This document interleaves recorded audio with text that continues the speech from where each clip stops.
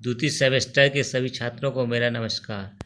आज हम core paper वर्तमान भारतीय समाज एवं शिक्षा में अगले टॉपिक शिक्षण विधि के बारे में बताएंगे।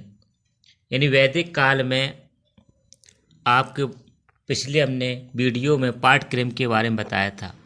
आज हम आपको वैदिक काल के छात्रों की शिक्षण विधि के बारे में बताएंगे। वैदिक काल की शिक्षा में छात्रगणों को ज्ञान प्रत्यक्ष रूप से दी जाती थी, जिसमें शिक्षक या गुरु का प्रमुख स्थान था।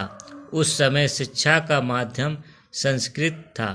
शिक्षक छात्रों को उनकी योग्यता अनुसार 3 वर्गों में विभाजित कर लेता था। पहला था महाप्रज्ञ, अर्थात महाप्रज्ञ का अर्थ है मानसिक स्तर के छात्र योग्यता वाले। दूसरा आता है मध्य महाप्रज्ञ, अर्थात मानसिक स्तर के छात्र। तीसरा आता है अल्पप्रज्ञ, अर्थात निम्न मानसिक योग्यता वाले छात्र। छात्रों नेक्स्ट हेडिंग आती है परीक्षा प्रणाली। यानी वैदिक काल में परीक्षा कैसे होती थी, इसको आप लोग समझेंगे। वैदिक काल में औपचारिक परीक्षाएं समानता नहीं होती थीं। अध्यापक गुरु प्रत्येक दिन छात्रों का मूल्यांकन कर आगे का पाठ पढ़ाया जाता था। अध्यापक जब तक छात्र से संतुष्ट नहीं हो जाते थे तब तक आगे का पाठ नहीं पढ़ाता था। यानी कहने का तात्पर्य ये है, जब तक अध्यापक जो उसने जैसे आज कोई टॉपिक पढ़ाया है बच्चों को मौखिक, और वो जब तक उन सभी छात्रों को याद नहीं हो जाता था तब तक अगला टॉपिक उन छात्रों को नहीं बताता था। छात्रों को राजा के सम्मुख अर्थात राज दरबार में प्रस्तुत किया जाता था। विद्वानों की सभा में अपने ज्ञान को प्रमाणित करना पड़ता था। यानी वहाँ विद्वानों की सभा में देखा जाता था जो गुरु ने उसको शिक्षा दिए छात्र को, उसने कितना सीखा, वो वहाँ पर उसका प्रमाण उसको देना पड़ता था। नेक्स्ट छात्र हेडिंग आती गुरु शिष्य का संबंध। यानी वैदिक काल में गुरु और शिष्य का संबंध कैसा होता था, इसको आप लोग समझेंगे। वैदिक काल में अध्यापक तथा छात्रों के बीच अत्यंत मधुर तथा आध्यात्मिक संबंध होते थे। गुरुकुल में छात्रों के लिए पारिवारिक माहौल या वातावरण रहता था तथा गुरु अध्यापक माता पिता के सम्मान, स्नेह, दुलार व पोषण प्रदान करता था। गुरु शिष्य का पिता पुत्र जैसा स्नेहपूर्ण संबंध होता था। वैदिक कालीन शिक्षा के अंतर्गत और कहीं नहीं मिलता था। यानी गुरुकुल में जैसे माता पिता से भावनाएं गुण मिलते थे, यानी लाड़ द्वार मिलता था, वैसे ही शिष्य गुरु उसको प्रदान करता था, जिससे उसको आभास ये न हो कि वो हमारे यहाँ पर न रहकर और कहीं अन्य जगह रहता है जहाँ से दिक्कत हो। नेक्स्ट हेडिंग आती छात्रों नारी शिक्षा। नारी शिक्षा वैदिक काल में कैसी होती थी, देखिए। वेदों में स्त्री जाति को पुरुष जाति का पूरक माना गया है तथा पत्नी को अर्धांगिनी से संबोधित किया गया है।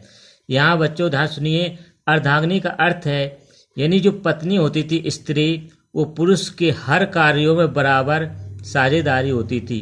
कोई भी कार्य रहता था उसमें लगभग बराबर रूप से भाग लेती थी।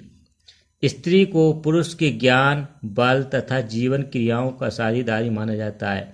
यानी कोई भी समस्या होती थी पुरुष को, तो स्त्री भी उसको समस्या का समाधान करने में निपुण रहती थी, और किसी भी कार्यों में सौर कौशल में भी स्त्री उसका साथ देती थी, और जीवन की अन्य क्रियाओं में गतिविधियों में उसका साथ देती थी पुरुष का। गृहस्थ जीवन में प्रवेश करने से पहले तक की लड़कियों की विद्या ग्रहण करती थी। यानी गृहस्थ जीवन से पहले लड़कियों को विद्या प्रदान की जाती थी। छात्रों नेक्स्ट हेडिंग आती है समावर्तन उपदेश। इसको आप लोग ध्यान समझेंगे, ये परीक्षाओं में अधिकतर पूछा जाता है। शिक्षा की समाप्ति पर गुरु शिष्यों को अंतिम उपदेश देते थे, जिसमें भावी जीवन के कर्तव्यों का स्मरण कराते थे। इस उपदेश को समावर्तन उपदेश कहते थे। समावर्तन उपदेश आधुनिक विश्वविद्यालयों के दीक्षांत समारोह के दीक्षांत भाषण जैसा ही होता है। जैसे आजकल कोई भी डिग्री पूर्ण होने के बाद उसके बाद जब दीक्षांत समारोह होता है तो उस डिग्री को प्रदान किया जाता है। ऐसी वैदिक काल में जब शिक्षा पूरी हो जाती थी तो उसके बाद समावर्तन उपदेश दिया जाता था। अंतर केवल यानी समावर्तन उपदेश और दीक्षांत समारोह में अंतर केवल क्या था? अंतर केवल इतना है कि वैदिक युग में समावर्तन उपदेश गुरु के हृदय में वर्षों से संचित प्रेम से युक्त होते थे तथा इनमें नैतिकता पर बल दिया जाता था। यह उपदेश जीवन को सुखद, सफल व सार्थक बनाने में महत्वपूर्ण योगदान करते थे। छात्रों आगे देखिए, नेक्स्ट हेडिंग आती है दंड व्यवस्था, यानी वैदिक काल में दंड व्यवस्था किस प्रकार थी। इसमें ये देखें, वैदिक काल की शिक्षा व्यवस्था दंडात्मक थी। छात्र की शुद्धि के लिए उद्दालक वृत्त का पालन करने पर दंड देते थे।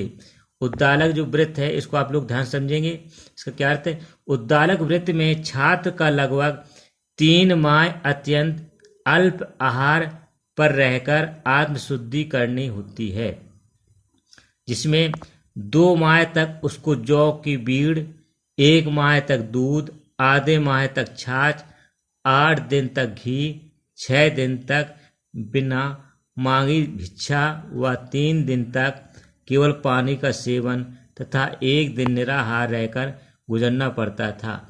ये दंड व्यवस्था उस समय वैदिक काल में इस प्रकार करी जाती थी। नेक्स्ट हेडिंग आती छात्रों वित्त व्यवस्था। वित्त व्यवस्था कैसे होती थी वैदिक काल में, समझेंगे। वैदिक काल में शिक्षा के केंद्र विद्यालय एक ही व्यक्ति यानी गुरु तक केंद्रित थे तथा गुरु अपने त्याग, निस्वार्थ सेवा, साधारण जीवन तथा उच्च विचारों के द्वारा इसकी प्रगति में तन, मन व धन से लगा रहता था। छात्रों की सभी आवश्यकता भोजन जैसे भोजन, वस्त्र, आवास को उपलब्ध कराना यह अपना प्रथम कर्तव्य समझता था तथा अपने प्रयासों से इन्हें पूरा करता था। नेक्स्ट वीडियो में आप लोगों से फिर मिलेंगे, तब तक के लिए नमस्कार।